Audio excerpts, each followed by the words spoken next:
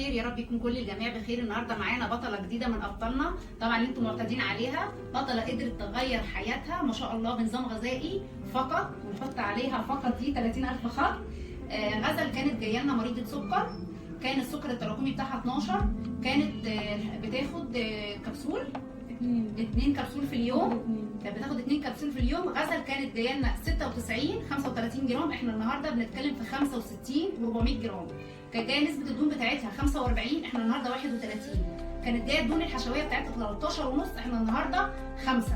يعني ما شاء الله غزل نازله معانا 31 كيلو، يعني بطله من ابطال الحياه، لانه في ابطال كتير جدا بس في واحد بطل في حياه نفسه. والنهارده غزل فعلا بطله في حياه نفسها، بطله لانها قدرت تتحدى نفسها، والحمد لله ما بقتش مريضه سكر دلوقتي. فهي هتحكي لنا بقى الرحله بتاعتها ورحلتها كانت معانا ايه. اتفضلي يا غزل. بدايه من ان انت كنت جايه لنا شكوتك ايه؟ بيجيلي ضيق تنفس دايما، ودايما سكري عالي، ودايما كان بيطلع لي يعني خراجات وكده، وبس. وشكلي وكنتي السكر التراكمي بتاعك كان 12. بعد ما ابتديتي معانا والحمد لله ابتدى الوزن ينزل، احنا عملناه اخر مره كان 5 الحمد لله. يعني ما شاء الله من 12 السكر التراكمي احنا 5 دلوقتي. من نوعين دواء للسكر احنا دلوقتي ما بناخدش حاجه خالص.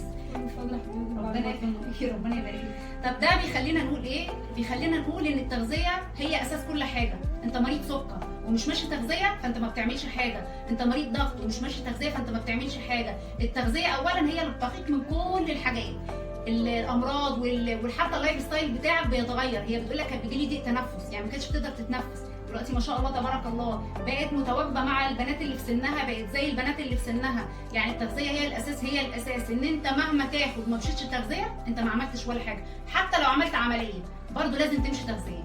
فانا مبسوطه بيكي وعايزاكي تكملي.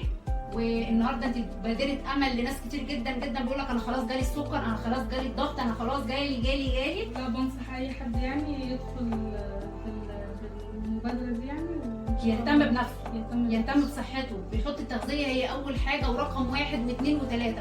صحتك هتتحاسب عليها، وزي ما بقول الصحه تاج على رؤوس الاصحاء، ودايما بقول لكل الناس دمتم اصحاء، لان الصحه هي اساس كل حاجه. انت بني ادم من غير صحه يعني ما يقدرش يدي، فهتبقى انت بني ادم ما فيش نفع لا ليك ولا لغيرك. هي دلوقتي قادره تدي، شايفه نفسها بسم الله ما شاء الله، صغرت 20 سنه. يعني تخيلوا واحده شلنا منها 31 كيلو ما شاء الله تبارك الرحمن. هي اتغيرت كليا وجزئيا. دي دفعه لكل حد في سنها، كل حد عنده كل الحاجات دي. ليه انت تسيب نفسك في تراك الامراض؟ ما السكر بيجيب الضغط، بيجيب القلب، بيجيب كل الامراض المزمنه دي. فانت تقدر تغير ده بحاجه بسيطه، ان انت يبقى عندك شويه اراده. مفيش حاجه هتجيلك وانت ما بتعملش حاجه، لازم تسعى على نفسك وتجتهد وتبقى صبور شويه، لان الناس كلها عايزه كل حاجه وانت قاعد، مفيش حاجه تيجي وانت قاعد.